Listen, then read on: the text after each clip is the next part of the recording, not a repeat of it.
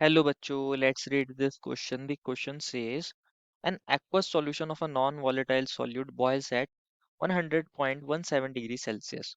At what temperature will this solution freeze? Kb for water 0.52 degree Celsius पर मोल। बच्चों इस question में बोला गया है कि कोई एक्वा सॉल्यूशन है नॉन वॉलेटाइल सॉल्यूट का जो बॉयल होता है 100.17 डिग्री सेल्सियस पर। और पूछा गया है कौन से टेम्परेचर पर ये सॉल्यूशन फ्रीज हो सकता है। बेसिकली इस टेम्परेचर का हम बेसिकली सॉल्यूशन का हमें फ्रीजिंग पॉइंट बताना है। और के भी बताया गया है बेसिकली वाटर के लिए 0.52 डिग्री सेल्सियस पर मोलर होता है। तो फर्स्ट ऑफ ऑल बात करते हैं बच्चों इस क्वेश्चन के की कॉन्सेप्ट के बारे में। इस क्वेश्चन के बच्चों की कॉन्सेप्ट के बारे में, और इस क्वेश्चन का की कॉन्सेप्ट क्या होगा बच्चों? Depression in freezing point, depression in freezing point and elevation in boiling point, और and elevation in boiling point, इन दोनों के बारे में हमें पता होना चाहिए। देन हम इस क्वेश्चन को समझ सकते हैं। एलिवेशन इन बॉइलिंग पॉइंट समझना है बच्चों क्या मतलब है इस क्वेश्चन के की कॉन्सेप्ट का। Depression in freezing point and elevation in boiling point, इसको समझते हैं। ये हमारे पास बेसिकली चाहे डिप्रेशन हो फ्रीजिंग पॉइंट में या एलिवेशन हो हमारे पास बॉइलिंग पॉइंट में, ये हमारे पास कॉलिगेटिव प्रॉपर्टीज होती हैं जो basically number of moles per depend करती हैं। अगर हम पहले डिप्रेशन इन फ्रीजिंग पॉइंट की बात करें, ध्यान से समझना है। जब हम किसी वॉलेटाइल हमारे सॉल्वेंट में किसी नॉन वॉलेटाइल सॉल्यूट को क्या करते हैं, ऐड करते हैं, तो उसका जो फ्रीजिंग पॉइंट है उसमें डिप्रेशन देखने को मिलता है, और उसका जो बॉइलिंग पॉइंट है उसमें एलिवेशन देखने को मिलता है।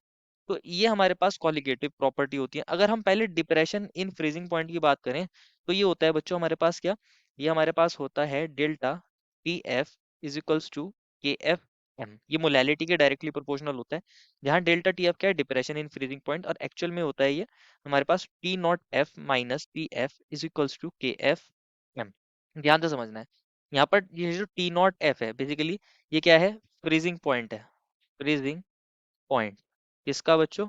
जो हमारे पास प्योर सॉल्वेंट है, ऑफ प्योर सॉल्वेंट। ये हमारे पास क्या है बच्चों, delta T F, basically T not F है।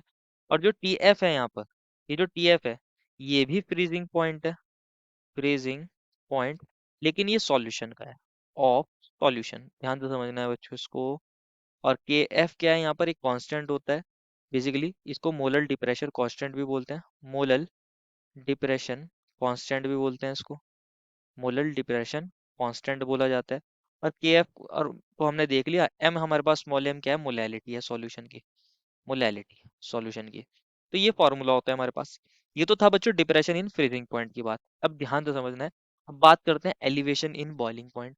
तो एलिवेशन इन बॉइलिंग पॉइंट का फॉर्मूला भी कुछ इसी तरीके से होता है। इसको डेल्टा टीबी से रिप्रेजेंट करते हैं और ये होता है के बी एम के इक्वल। और अगर हम यहाँ डेल्टा टीबी को लिखना चाहें तो क्योंकि बॉइलिंग पॉइंट में एलिवेशन हो रहा है तो इसको लिखते हैं T B minus T naught B is equals to K B M. M को तो हम जानते हैं मोलैलिटी है, के बी क्या होता है यहाँ, ये होता है molal elevation constant, molal elevation, elevation constant, molal elevation constant होता है यहाँ। अब अगर हम टीबी और टी नॉट बी की बात कर रहे हैं, टी नॉट बी और टीबी, ये क्या है, बॉइलिंग पॉइंट है जो हमारे पास प्योर सॉल्वेंट है उसका, बॉइलिंग पॉइंट ऑफ सॉल्वेंट या ऑफ प्योर सॉल्वेंट, जो सॉल्वेंट है उसका बॉइलिंग पॉइंट। और यहाँ जो हमारे पास टीबी है ये भी बॉइलिंग पॉइंट है, बॉइलिंग पॉइंट, लेकिन ये किसका है, सॉल्यूशन का है, ऑफ सॉल्यूशन। तो ये हमने दो फॉर्मूले देख लिए, ये हमने दो फॉर्मूले देख लिए। ये हमारे पास क्या है बच्चों, एलिवेशन इन बॉइलिंग पॉइंट का फॉर्मूला है, एलिवेशन, मोलल एलिवेशन कांस्टेंट होता है बेसिकली क्या है यहाँ पर, K B, molal elevation, elevation constant होता है बेसिकली ये। अब ध्यान से समझना है, ये फॉर्मूला हमने देख लिया। अब यहाँ ये जो के बी और के एफ है बेसिकली सॉल्वेंट के लिए डिफाइन करते हैं। अब यहाँ हम क्या ले रहे हैं, एक्वस सोल्यूशन ले रहे हैं। दैट मीन्स जो हमारे पास सॉल्वेंट है वो वाटर है। सॉल्वेंट जो मिला है बेसिकली वो कौन है, H2O है। और H2O के लिए बेसिकली जो हमें केबी गिवन है, केबी कितना गिवन है बच्चों, केबी हमें गिवन है 0.52 डिग्री सेल्सियस पर मोलल, ऐसे गिवन है।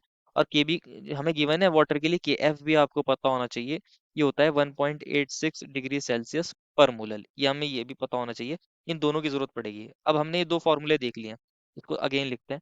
डेल्टा टी एफ किसके इक्वल था, डेल्टा टी एफ के एफ एम के इक्वल था। और इसको आप लिख सकते हो बच्चों डेल्टा टी बी के बी एम के इक्वल था। इन दोनों को डिवाइड कर दीजिए, इन दोनों को अगर आप डिवाइड कर दोगे बन जाएगा delta T F upon delta T B is equals to K F upon K B, ऐसे लिख सकते हो। अब डेल्टा टी एफ किसके इक्वल था? T not F minus T F के। डेल्टा टी बी किसके इक्वल था? T B minus T naught B के इक्वल। के एफ किसके इक्वल है? के एफ के इक्वल ही है, के बी की जगह के बी। अब वैल्यूज को पुट करना है।